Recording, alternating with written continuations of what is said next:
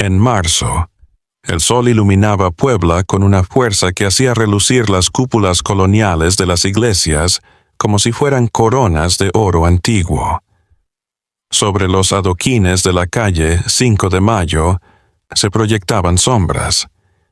En ese lugar, el aire olía a pan recién cocido, mientras que el humo fuerte de los buses rotos y el ruido constante de las personas que vendían mercancías con voces roncas por años de gritar bajo un sol inclemente se entremezclaban. Era marzo de 1984, un año que sería inolvidable en la memoria compartida de la ciudad. A pesar de que pocos lo conocían aún, Puebla parecía atrapada en una calma superficial, una tranquilidad falsa que escondía secretos más oscuros que la noche más oscura. Secretos que se cocían despacio, como el pan en los hornos de la ciudad, aguardando la oportunidad de ser revelados y quemar a quienes los tocaran. Carmen Herrera paseaba con su hija Lucía de la mano por la acera, sintiendo el calor del suelo tras pasar las suelas viejas de sus zapatos. La pequeña de 8 años con sus coletas, pintadas con cintas de color azul y un vestido de algodón que ya no le quedaba bien debido al crecimiento de su cuerpo, indicaba con entusiasmo infantil la vitrina de la panadería de los hermanos Ruiz. Allí, las orejas brillantes barnizadas con huevo, los bolillos crujientes alineados como soldados en formación y las conchas doradas, espolvoreadas a la perfección con azúcar, resplandecían bajo las luces fluorescentes que emitían un sonido monótono e hipnótico.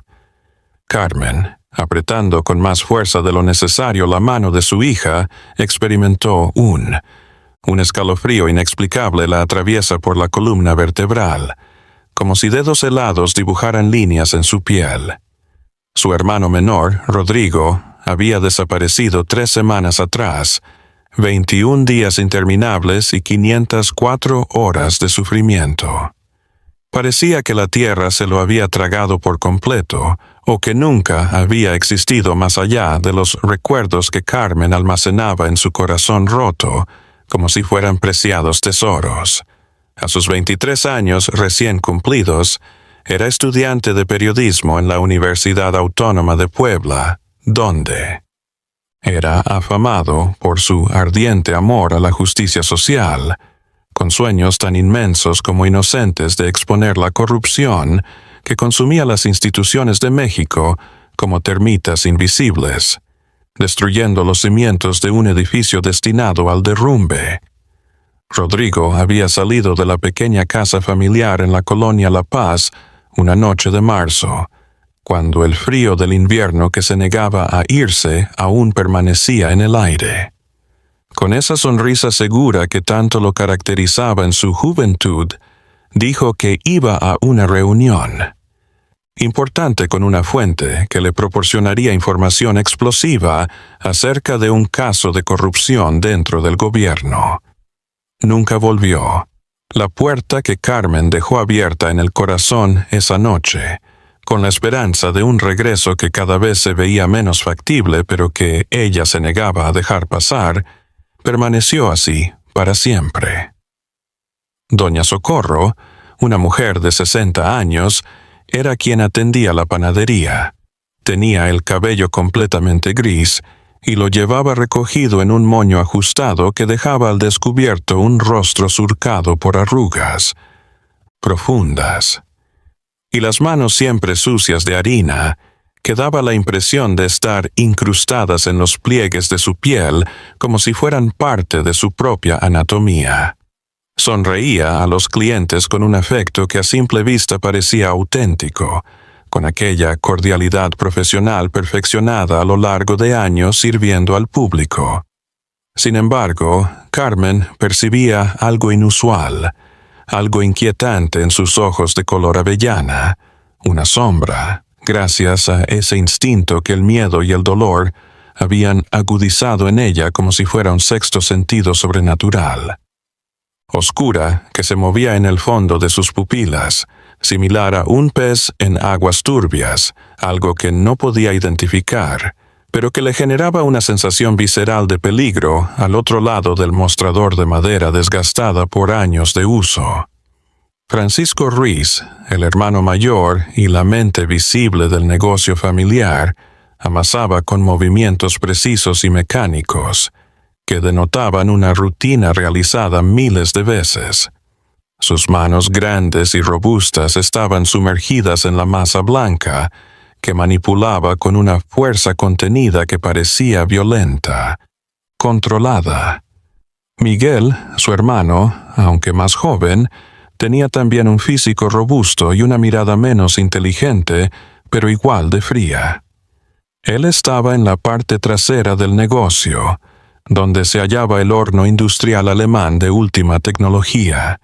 Este había representado la mayor inversión de los hermanos y operaba sin parar las 24 horas, con un rugido incesante que se integraba al paisaje sonoro del vecindario como si fuera el latido de un corazón mecánico oscuro. Carmen adquirió 1 kilo de pan blanco y 3 conchas. Mientras tanto, la madre joven miraba las imágenes en la pared, los premios de la Cámara de Comercio, los reconocimientos del municipio y fotos de los hermanos Ruiz con funcionarios estatales mientras doña Socorro envolvía el pan en papel estraza. En una de ellas identificó al comandante Salazar, quien era el jefe de la policía judicial. Lo reconoció por su particular bigote y su sonrisa depredadora. El mismo hombre que había recibido la denuncia de desaparición de Rodrigo y le había dicho con desdén que su hermano tal vez se había marchado con alguna mujer o había tenido conflictos con las drogas. Las semanas se transformaron en meses de agonía callada y lenta, días que se deslizaban con una pesadez asfixiante, mientras Carmen colocaba volantes con la imagen de Rodrigo en cada poste a su alcance, en todas las paredes que hallara, en las estaciones de autobús, en los mercados y comercios que le daban permiso para hacerlo. ¿Lo han visto? Sus dedos llenos de papel y engrudo. Su voz rasposa de tantas preguntas. ¿Conocen algo acerca de él? A desconocidos que normalmente cambiaban la mirada con incomodidad o hacían un gesto de negación con la cabeza antes de retirarse rápidamente, como si el sufrimiento de Carmen fuera contagioso. El rostro de Rodrigo, retratado en una fotografía tomada apenas 2 meses antes de su desaparición durante un viaje familiar a Cholula, con sus ojos oscuros llenos de esperanza inocente y determinación firme, su amplia sonrisa que iluminaba su cara delgada, el cabello un poco largo que caía sobre su frente.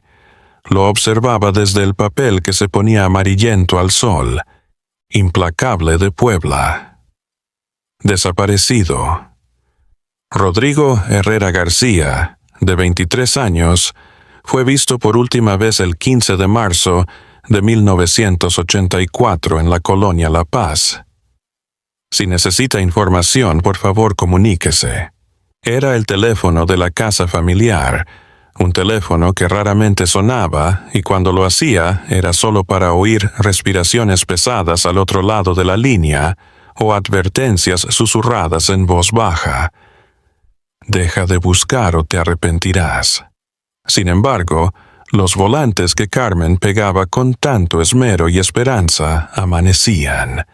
Desaparecían misteriosamente, o bien estaban cubiertos con propaganda política del PRI, en la que se proclamaba la estabilidad y el progreso de las próximas elecciones, donde el candidato oficial prometía esos 2 aspectos. O simplemente desaparecían como si durante la noche unas manos invisibles estuvieran trabajando para eliminar cualquier indicio de la búsqueda de Carmen.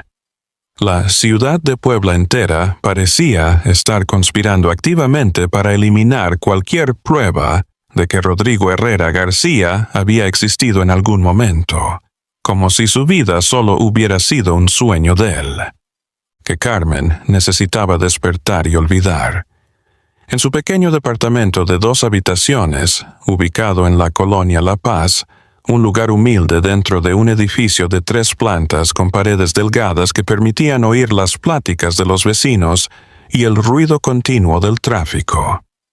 Carmen no lograba dormir más de 2 o 3 horas por noche, moviéndose en la cama angosta que había compartido con Rodrigo cuando eran pequeños.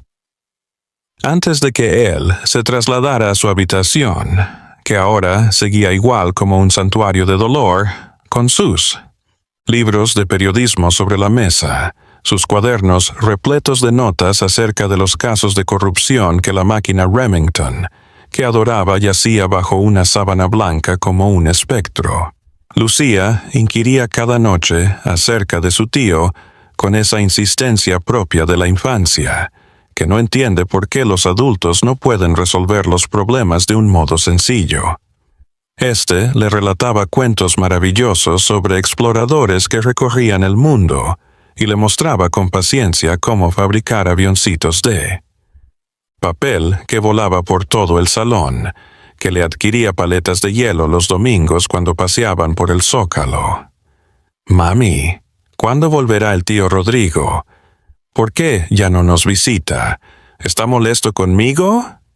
Las preguntas eran cuchillos que se incrustaban cada vez más en el pecho de Carmen, atravesando los estratos de miedo y desesperanza hasta llegar al centro de amor puro que todavía sentía por su hermano.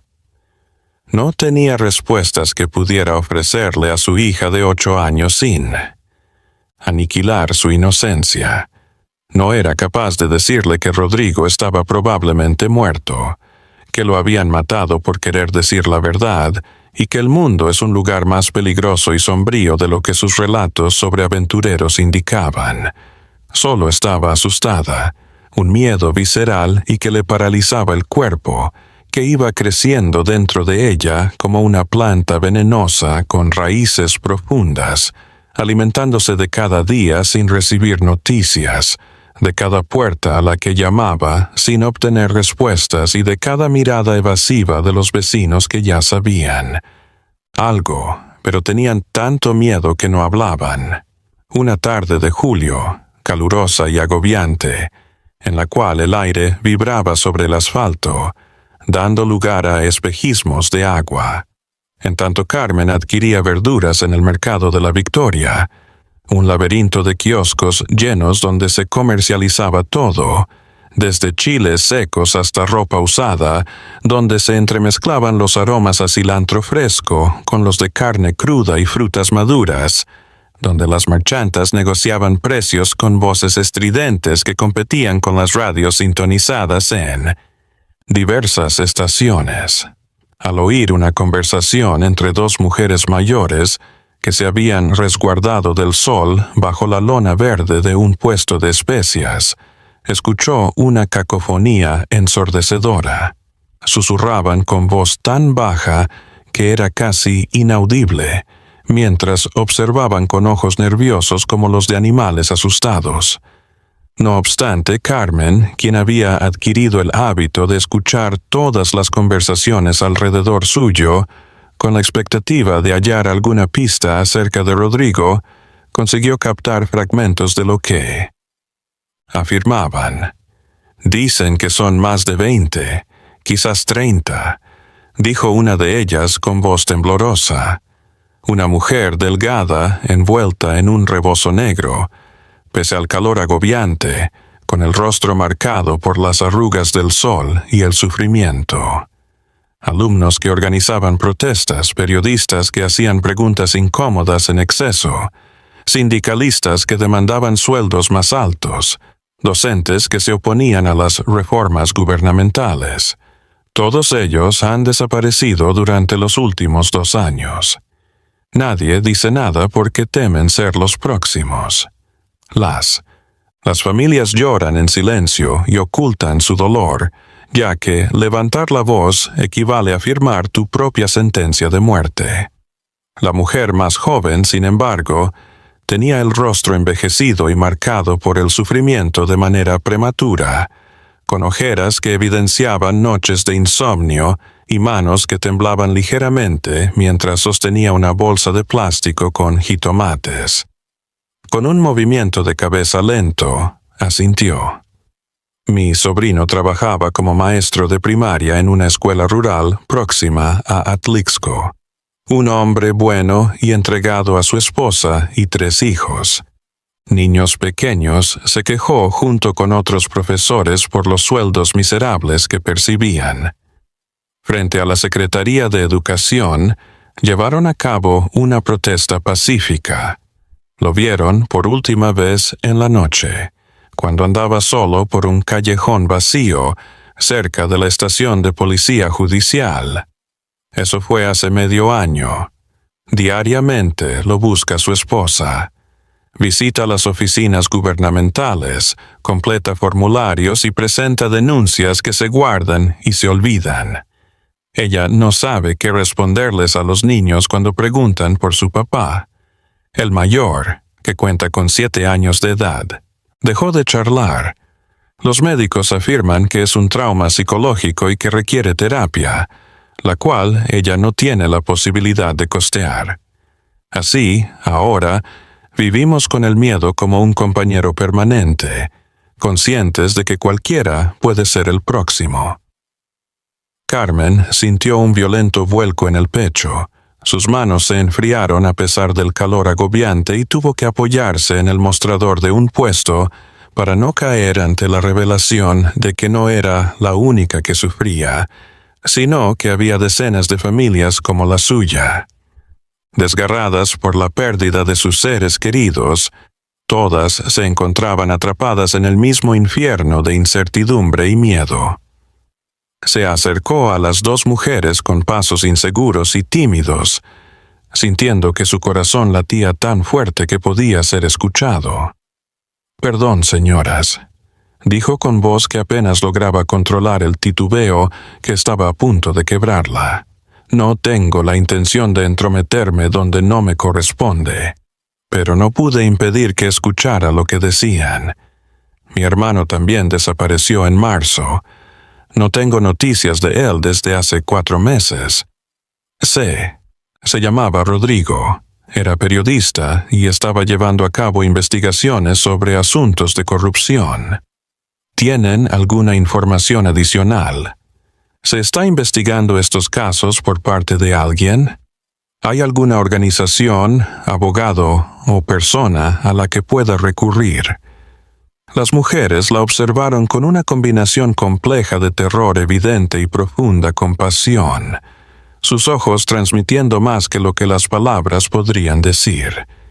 La mujer de la ropa negra movió la cabeza lentamente, en un gesto de amarga resignación que reflejaba años de batallas infructuosas contra molinos de viento. Nadie. No investiga nada oficialmente, hija. Los que hacen mucho ruido y los que preguntan demasiado también se van. Así es como funcionan las cosas aquí. Es necesario tener cautela, ponderar cada palabra y confiar en poquísimas personas. El poder tiene como instrumento más eficaz al miedo. Sin embargo, la mujer más joven, tras mirar con nerviosismo a su alrededor para cerciorarse de que nadie las miraba con excesiva atención, le pasó con discreción un papel arrugado en la mano sudorosa de Carmen. El gesto tan veloz que alguien que no estuviera prestando atención podría haber creído que simplemente se habían tocado accidentalmente. «Encuentra al padre Tomás en la iglesia de San Francisco», dijo con prisa y casi inaudiblemente. Él asiste a las familias en silencio, con discreción, sin hacer ruido que pueda alertar a aquellos que no deberían enterarse. Pero ve tú sola, con mucho cuidado y sin decirle a nadie más. Comprueba que no haya nadie siguiéndote. Para aquellos que buscan la verdad, estos son tiempos muy peligrosos. Era una iglesia de San Francisco, edificio barroco del siglo X, con su fachada de cantera y sus torres que se alzaban hacia el cielo de Puebla. Carmen llegó una tarde, cuando el sol empezaba a bajar, y las sombras se extendían por los azulejos de Talavera. El interior tenía un aroma a cera de vela y a incienso. Tomás, el padre, era un hombre de aproximadamente 50 años, delgado y con gafas de montura metálica. En sus ojos azules se notaba una profunda tristeza. Se sentaron en un banco lateral, alejado del altar. Carmen le narró todo: la extinción de Rodrigo, la apatía de los funcionarios, los volantes que habían sido arrancados y las historias que había oído en el mercado. El padre Tomás la escuchó callado, mientras sostenía sus manos entrelazadas sobre su regazo. El sacerdote suspiró con fuerza una vez Carmen había terminado. Lo que me cuentas no es un caso aislado, hija mía, dijo con voz grave. Puebla está atravesando un periodo de oscuridad. Existen fuerzas que actúan en la penumbra, amparadas por la impunidad. He oído confesiones espantosas. He brindado consuelo a madres que no volverán a ver a sus hijos. Sin embargo, mi rol me restringe. No tengo la capacidad de denunciar públicamente sin arriesgarme a mí mismo y a mi congregación. Al mirarla directamente a los ojos, hizo una pausa. No obstante, hay cosas que puedo contarte, cosas que he escuchado y observado. El padre Tomás le contó acerca de una red de desapariciones organizadas. La policía judicial, bajo la dirección del comandante Salazar, colaboraba con el gobierno estatal para silenciar a los disidentes, a los estudiantes que convocaban manifestaciones y a los periodistas que investigaban casos de corrupción. Empleados que constituían sindicatos autónomos. Todos eran vistos como peligros para el orden establecido. Las detenciones se llevaban a cabo de noche, en operativos que no eran evidentes. No había detenidos en las celdas, tampoco se contaba con registros oficiales. Las personas simplemente desaparecían como si nunca hubieran estado allí. ¿Pero qué hacen con ellos?, preguntó Carmen, su voz estaba quebrada. ¿A dónde los llevan? Tomás, el padre, desvió la vista hacia las velas que ardían delante de la representación de la Virgen de Guadalupe. Finalmente, dijo que había rumores. Rumores espantosos que no tengo la capacidad de confirmar. Algunas personas mencionan un crematorio, otras hablan de fosas clandestinas en las afueras urbanas, pero son solamente rumores en la penumbra. Hija, no tengo evidencias. Carmen tuvo la sensación de que el mundo se desintegraba a su alrededor. La imagen de Rodrigo, que era un joven lleno de vida, se entrelazaba con la representación de cenizas esparciéndose en el aire. No podía aceptarlo sin pelear primero. Papá, tengo que conocer la verdad. Quiero averiguar qué sucedió con mi hermano. ¿Alguien puede ayudarme? ¿Hay alguien que esté haciendo una investigación sobre esto? El sacerdote se mantuvo callado por un tiempo prolongado. Por último, anotó un nombre y una dirección en un trozo de papel del misal. Alberto Mendoza es el nombre de este hombre. Es letrado. Ha estado documentando sucesos de desapariciones, recolectando testimonios y tratando de armar un archivo que en algún momento pueda ser utilizado como prueba. Es muy arriesgado. Sin embargo, si de verdad deseas encontrar la verdad, él puede orientarte. Le pasó el papel. Quémalo después de. Memorízalo. Y que Dios te guarde. En la colonia El Carmen, Alberto Mendoza residía en un edificio sencillo. Una mañana, cuando la ciudad todavía estaba despertando, Carmen llamó a su puerta. Un hombre de aproximadamente 40 años, con barba de varios días y profundas ojeras, abrió. La observó con recelo hasta que ella nombró al padre Tomás. Entonces cerró la puerta con 3 cerrojos y la hizo pasar rápidamente. Aunque el departamento era pequeño, estaba repleto de archivos. Cajas con documentos, carpetas apiladas encima de una mesa, fotografías adheridas a una pared que parecen un mapa del horror. Algunos rostros fueron identificados por Carmen, alumnos de la universidad, empleados de Volkswagen y maestros rurales, todos ellos desaparecidos y olvidados por el sistema. Alberto le ofreció café y se sentaron uno frente al otro. «Háblame acerca de tu hermano», dijo, mientras sacaba una libreta y un bolígrafo. Carmen volvió a contar todo, cada pormenor que le venía a la mente de la noche en que Rodrigo salió de casa.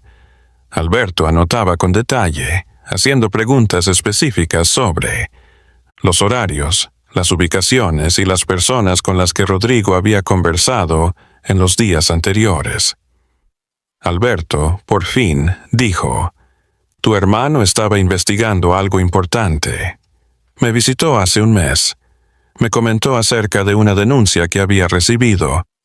Un empleado de una compañía funeraria le había dicho que los hermanos Ruiz, propietarios de la panadería más reconocida de Puebla, también tenían un crematorio ilegal. De acuerdo con este testigo, el crematorio no solamente trataba cadáveres de individuos que habían fallecido por causas naturales.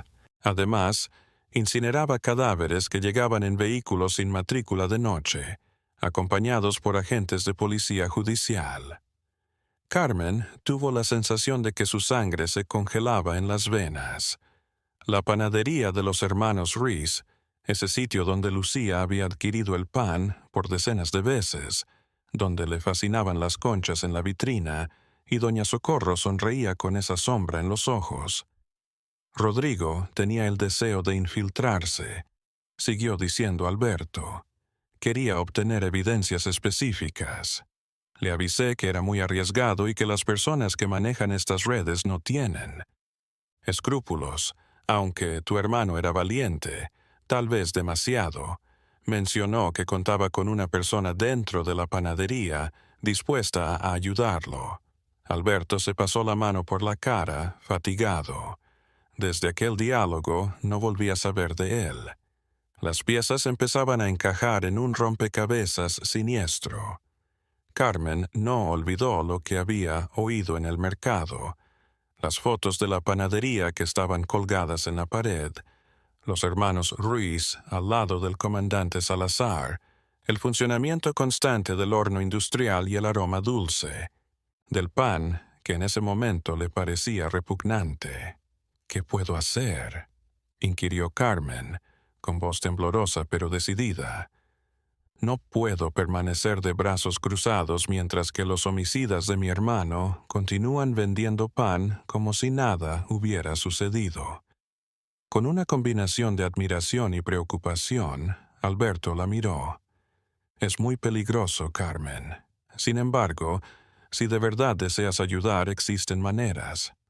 Podemos trabajar juntos con discreción, recopilar declaraciones, documentar pruebas y crear un registro que algún día se pueda utilizar para impartir justicia». Carmen se volvió una investigadora clandestina en los meses subsiguientes. Dejaba a Lucía con su madre y dedicaba las tardes a entrevistar a los miembros de la familia de personas desaparecidas. Cada relato resultaba un golpe al alma. Madres que estaban de luto por sus hijos, esposas que buscaban a sus cónyuges y niños que maduraban sin la presencia de sus padres.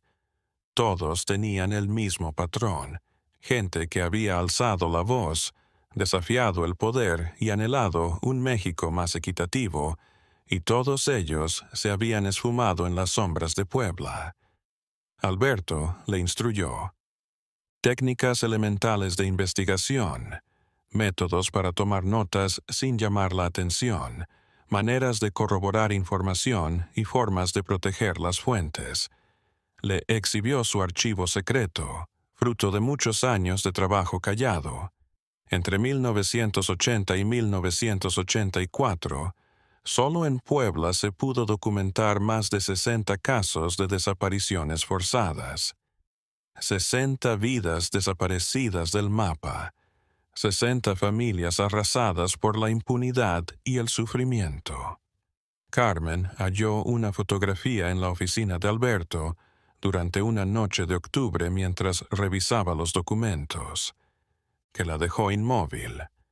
Era una imagen borrosa captada desde lejos, aunque se podía identificar nítidamente en el callejón trasero de la panadería de los hermanos Ruiz una camioneta sin placas. 2 hombres estaban descargando algo cubierto con lona. La fecha, que estaba escrita en el reverso, era del 18 de marzo de 1984, o sea, 3 días después de que Rodrigo desapareciera. ¿Quién tomó esta fotografía?, preguntó Carmen con voz ahogada. Alberto pasó revista a sus apuntes. Un vecino de enfrente, un hombre mayor que tiene insomnio y se la pasa las noches observando por la ventana. Hace meses se puso en contacto conmigo asustado por lo que había visto.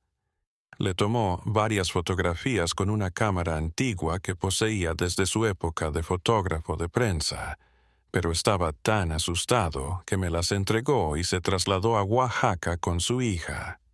No deseó revelar su nombre completo. La imagen fue examinada por Carmen con la luz de la lámpara. A pesar de que la imagen era oscura y granulada, lograba distinguir las siluetas de los hombres. Uno de ellos estaba vestido con la indumentaria policial inconfundible. Judicial. Por su complexión y su modo de moverse, el otro parecía ser Francisco Ruiz. Estaban descargando paquetes del tamaño de una persona. La evidencia existía, aunque fragmentada. Ahora requerían algo más contundente, algo que no pudieran destruir ni ignorar. Alberto contaba con un plan arriesgado. Hay que infiltrar a alguien en la panadería, dijo. Alguien que tenga la capacidad de trabajar ahí y mirar desde dentro. Una persona que sea capaz de obtener pruebas físicas, documentos, registros, cualquier evidencia de que el crematorio no opera dentro de la ley. Carmen entendió de inmediato que ella era la persona en cuestión. Carmen persistió, pese a los reclamos de Alberto, que decía que era demasiado riesgoso, sobre todo porque su hermano ya había sido afectado por la misma red. «Soy yo o no es nadie», afirmó con determinación. «Estoy familiarizado con el sitio. He adquirido cosas ahí por docenas de ocasiones. Soy una madre soltera que tiene una hija y estoy desesperadamente buscando trabajo. Sostener. No suscitaré sospechas». Carmen se preparó durante 2 semanas para su nueva identidad. Se tiñó el pelo de un color más oscuro, modificó su manera de vestirse y ensayó una historia de vida persuasiva. Era Carmen Soto, no Herrera. Procedía de un pueblo en Veracruz y había llegado a Puebla con la intención de encontrar mejores oportunidades. Su marido había fallecido en un accidente laboral y requería cualquier trabajo para proveer a su hija. No sabía leer ni escribir correctamente, solo sabía lo elemental. Era callada, sumisa y desesperada, una clase D. Individuo que los hermanos Ruiz tendrían la posibilidad de contratar sin hacer demasiadas preguntas. Una mañana del mes de noviembre, Carmen llegó a la panadería de los hermanos Ruiz con el corazón latiendo como un tambor. Doña Socorro la atendió con su sonrisa de siempre. Carmen tartamudeó su solicitud, diciendo que requería un trabajo y que estaba dispuesta a hacer lo que fuera necesario, incluyendo limpiar o ayudar en cualquier cosa. Doña Socorro la observó de pies a cabeza, haciendo una evaluación. Dijo al final: «No necesitamos a nadie en este momento». Carmen sintió que el plan se desmoronaba, pero persistió con una voz suplicante. «Señora, por favor, mi hija está enferma. Debo adquirir medicamentos. Soy capaz de desempeñarme con un salario menor al mínimo. Lo único que necesito es una oportunidad». En ese instante, Francisco Ruiz salió de la trastienda. Era un hombre robusto de alrededor de 50 años, con manos gruesas propias de una persona que ha vivido toda su vida amasando pan. La observó con ojos fríos y calculadores. «¿Sabes mantener un secreto?», preguntó de pronto. Carmen asintió con nerviosismo. «Soy reservada, señor. No me involucro en lo que no me interesa». Don Francisco y doña Socorro se encontraron con la mirada. Se produjo un periodo de silencio tenso. Finalmente, él accedió. «Está bien. Mañana, a las 5 de la mañana, llegarás. Cada semana te voy a pagar 1,000 pesos. Tu labor consistirá en limpiar, colaborar con el empaquetado y lo que sea necesario. Sin embargo, una cosa, no haces preguntas, no abres puertas que están cerradas ni hablas de lo que ves o escuchas. ¿Comprendido?». Carmen laboró en la panadería a lo largo de 3 semanas. Los días se iniciaban antes de que saliera el sol, mientras Puebla todavía estaba dormida, bajo un firmamento estrellado. El olor del pan cocinándose se esparcía por el local, combinándose con el ruido rítmico de las amasadoras. Carmen se encargaba de limpiar los suelos, de empaquetar el pan que se iba a vender en el día, de ordenar las charolas y de escuchar diálogos, observando todo con discreción y memorizando los detalles. Los hermanos Ruiz eran desconfiados y meticulosos. Francisco era el que planeaba la operación, mientras que Miguel, el más joven, era más torpe pero igual de cruel. Cuando hablaban en código, conversaban sobre negocios. La llegada de cuerpos al crematorio era lo que significaba la entrega de esta noche, mientras que el material especial hacía referencia a las cenizas mezcladas con harina. Carmen experimentó náuseas cuando escuchó esto por primera vez, pero se forzó a mantener la compostura. El crematorio se encontraba en el sótano y era accesible mediante una escalera de metal que descendía desde la trastienda. Durante el día, la puerta se mantenía cerrada con un candado, pero en la noche, cuando los hermanos pensaban que nadie los veía, descendían con sacos y volvían horas más tarde con recipientes metálicos repletos de ceniza. Carmen observó que Francisco echaba puñados de ceniza en los sacos de harina que se utilizarían al día siguiente, lo que le confería un sabor particular. Una vez le había dicho a Miguel con una risa siniestra: «Reduce costos, 2 pájaros de un tiro». Carmen anotaba todo en una libreta pequeña que guardaba en su sostén: nombres, fechas, horas, descripciones de las camionetas que aparecían de noche, los números de las matrículas que alcanzaba a ver cuando. Las luces del callejón las alumbraban de manera momentánea. Identificó al comandante Salazar en 2 ocasiones, supervisando personalmente las entregas. Una noche, mientras pretendía barrer cerca de la trastienda, oyó una conversación que revelaba algo. «¿Cuántos van este mes?», inquirió Salazar mientras encendía un cigarro. Francisco revisó una libreta de color negro. 7. Un periodista entrometido, un profesor, 3 sindicalistas de Volkswagen y 2 alumnos universitarios. Carmen vio que sus piernas temblaban. ¿Quién de? ¿Era ese Rodrigo? Su hermano fue reducido a cenizas y combinado con harina. Los habitantes de Puebla habían estado ingiriendo pan que tenía los restos de las personas desaparecidas. El terror de la revelación casi la derrumbó, pero logró sostenerse con el palo de la escoba y respiró profundamente. Debía conservar la tranquilidad. Me hacía falta obtener pruebas específicas. Alberto le había proporcionado una cámara fotográfica de tamaño pequeño, comparable al de un paquete de cigarrillos. Debería usarla pronto, antes de que su suerte se terminara. Una noche de diciembre se presentó la oportunidad. Francisco le solicitó que permaneciera más tarde para asistir en una limpieza especial del sótano.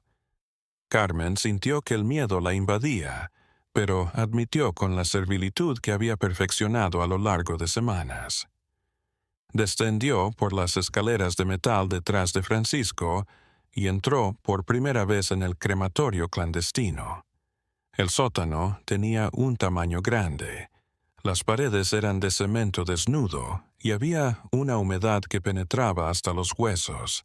En el centro se encontraba una máquina industrial negra que funcionaba como horno crematorio, con una puerta de metal robusto. A la par se encontraban mesas de acero inoxidable manchadas con lo que aparentaban ser fluidos corporales. Era indescriptible el aroma, una combinación de carne quemada, productos químicos y muerte. Carmen tuvo que taparse la boca para evitar vomitar. Le dijo Francisco que limpiara las mesas mientras él acomodaba unos sacos en una esquina. Carmen trabajó de manera automatizada, aunque sus ojos captaban cada pormenor. Observó la libreta negra de Francisco en una repisa, al lado de unos papeles que parecían ser registros, cuando Francisco se fue. Carmen, que estaba momentáneamente en la búsqueda de más material de limpieza, sacó velozmente la cámara oculta en su delantal y tomó fotos de todo lo que pudo: las mesas, el horno, los documentos y la libreta negra abierta en una página con nombres y fechas. El sótano fue iluminado por un instante por el flash tenue de la cámara. Carmen ocultó el dispositivo justo cuando Francisco volvía con un cubo y trapos. Con recelo, él la observó. Con voz grave, preguntó: ¿qué fue esa luz? Carmen sintió que el miedo la invadía, pero reaccionó con voz temblona. El foco de arriba titiló: «Señor, creo que está a punto de fundirse». Francisco miró hacia el techo, donde había un foco viejo suspendido de un cable. Pareció aceptar la explicación, pero su suspicacia se había incrementado. Carmen concluyó la limpieza rápidamente y salió del sótano con las piernas temblando. En su departamento esa noche, en el baño que Alberto le había mostrado como cuarto oscuro, Carmen reveló las fotografías mientras Lucía dormía abrazada a su muñeca de trapo. Ensamblar. Las imágenes eran oscuras, pero se podían distinguir. En la libreta negra aparecía un listado de nombres. Carmen leyó con el corazón en la garganta. 15 de marzo. Rodrigo H., periodista. 22 de abril. Sandra M. alumno. José L. Mayo, 8 miembro de un sindicato. La lista seguía. Un inventario de la desaparición y la muerte. Poseía las pruebas, la evidencia que podría arruinar a los hermanos Ruiz y al comandante Salazar. No obstante, ¿a quién podía recurrir? Los medios locales estaban controlados. La policía estaba involucrada. Él. Es posible que el gobierno estatal también estuviera implicado. Alberto había mencionado a periodistas independientes de la Ciudad de México que tendrían la posibilidad de difundir la información, pero era peligroso trasladar las pruebas hasta la capital. Si la interceptaban en la ruta, todo se habría perdido y es posible que ella también hubiera desaparecido. En un café pequeño en las cercanías de Puebla, Carmen se encontró con Alberto. Sus notas y las fotos se las mostró. El abogado las revisó con rostro sombrío. «Esto es oro, Carmen, pero también representa una. Puede resultar en una condena de muerte si no lo gestionamos adecuadamente». Durante horas se debatieron las alternativas. Por último, optaron por hacer copias de todo el material y repartirlas entre varios contactos en quienes confían. Alberto tenía conocimiento de un reportero del periódico Proceso, ubicado en la Ciudad de México, quien había estado indagando acerca de casos de desapariciones forzadas durante los tristes años del gobierno. Además, tenía comunicación con organismos internacionales de derechos humanos que podrían ejercer presión desde el exterior. Sin embargo, antes de que tuvieran la oportunidad de llevar a cabo el plan, Carmen cometió un error catastrófico. Una semana después de haber conseguido las fotos, volvió a la panadería para trabajar en su turno de la mañana. Doña Socorro la acogió con una sonrisa más helada de lo habitual. «Francisco desea hablar contigo en la oficina», dijo. A pesar de que Carmen sintió un escalofrío de advertencia, no podía negarse sin despertar sospechas. Ascendió las escaleras hasta la oficina pequeña que los hermanos Ruiz empleaban para sus asuntos administrativos. Francisco se encontraba sentado en la parte trasera del escritorio con Miguel bloqueando la salida, de pie al lado de la puerta. La libreta negra se encontraba abierta en la página que Carmen había tomado como imagen sobre el escritorio. «Siéntate», mandó de manera peligrosamente serena Francisco. Carmen se sentó, intentando contener la sacudida de sus manos. «Algo me llamó la atención», empezó Francisco mientras encendía un cigarrillo. «Hace poco tiempo, me di cuenta de que alguien había desplazado mi cuaderno. Creí que era mi paranoia, pero después revisé y me di cuenta. Se dio cuenta de que algunas páginas tenían pequeñas marcas, como si alguien las hubiera fotografiado con flash. Exhalando humo, hizo una pausa.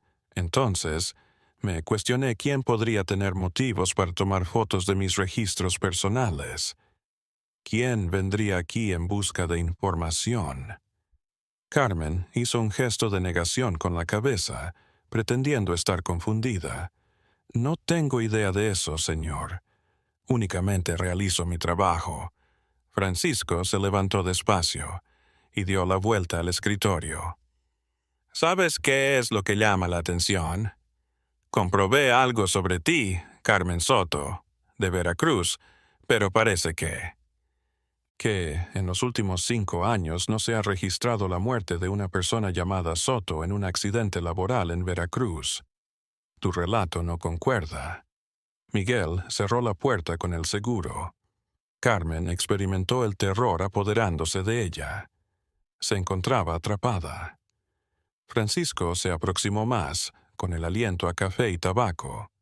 Sin embargo, existe una mujer llamada Carmen Herrera, que ha estado colocando volantes por toda la ciudad para encontrar a su hermano desaparecido, un periodista entrometido llamado Rodrigo. ¿No será que tú eres esa Carmen? El juego había concluido. Carmen supo que se encontraba en riesgo de muerte. Miguel la sujetó por los hombros e intentó que regresara a la silla cuando ella trató de levantarse. Francisco soltó una risa amarga. ¿Pensaste que podrías introducirte aquí y salir con vida? Eres tan inocente como tu hermano. Él también pensó que tenía la capacidad de exponer nuestro negocio. Observa esto ahora. Es uno de los tipos de conchas que la gente vende en sus celebraciones. Lo que Carmen escuchó fue como cuchillos para su corazón. Rodrigo había muerto, lo habían cremado y mezclado con harina. Lo vendieron como pan a los ciudadanos inocentes de Puebla. La magnitud del horror la impactó con una fuerza arrasadora, pero, en medio de la desesperación, algo en su interior se volvió más fuerte. No iba a rendirse sin pelear. No iba a permitir que estos monstruos continuaran actuando sin ser castigados. «¿Qué me van a hacer?», preguntó con voz firme, dirigiéndose a Francisco directamente. Él sonrió de manera cruel, igual que lo que hicimos con tu hermano y con todos los demás que se entrometen donde no les corresponde. El comandante Salazar vendrá esta noche, cuando las calles se cierren. Tú. Te trasladarán a un sitio reservado para interrogarte acerca de lo que hiciste con la información que sustrajeron y con quién te comunicaste. Luego hizo un movimiento con la mano en dirección al sótano. Luego te reunirás con tu hermano. Miguel la encerró en una habitación pequeña y sin ventanas que estaba en la parte trasera. Carmen estaba temblando, pero conservaba la lucidez mental cuando se sentó en el suelo de cemento. Lucía estaba con su mamá. Alberto contaba con copias de algunas evidencias, gracias a Dios. Si ella fallecía, al menos nada se perdería por completo. Sin embargo, no deseaba morir. Deseaba que se hiciera justicia. Deseaba que estos hombres fueran castigados por sus delitos. Las horas transcurrieron. Carmen tenía la capacidad de oír el ruido habitual de la panadería de arriba, los clientes comprando pan y a doña Socorro sirviendo con su aparente amabilidad. El mundo sigue como si nada, como si no existiera en el sótano una mujer secuestrada a la espera de su ejecución, como si decenas de cuerpos hubieran sido incinerados y transformados en comida. Cuando llegó la noche, oyó pasos que se acercaban.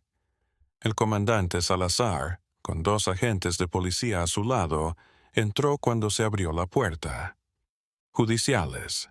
Salazar era un hombre de aproximadamente 55 años, con una cara que mostraba los estragos de años de corrupción y violencia.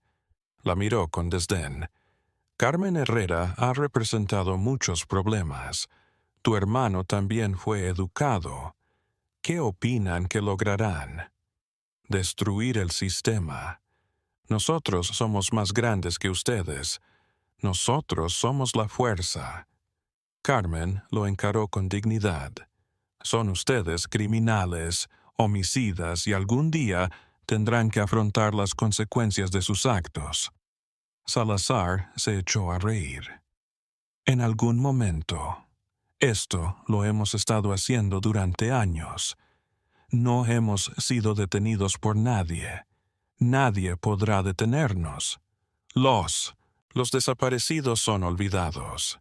Las familias lloran en silencio. La vida sigue adelante. Hizo una señal a sus subalternos. Llévenla. La sacaron por la puerta de atrás de la panadería. Allí, una camioneta sin placas encendida estaba esperando. Carmen fue lanzada en la parte de atrás entre 2 agentes de policía que la sostenían con fuerza. La camioneta comenzó a moverse, distanciándose del centro de Puebla y dirigiéndose hacia los suburbios oscuros de la ciudad. Sin embargo, lo que sus cómplices y Francisco Salazar ignoraban era que Alberto había estado.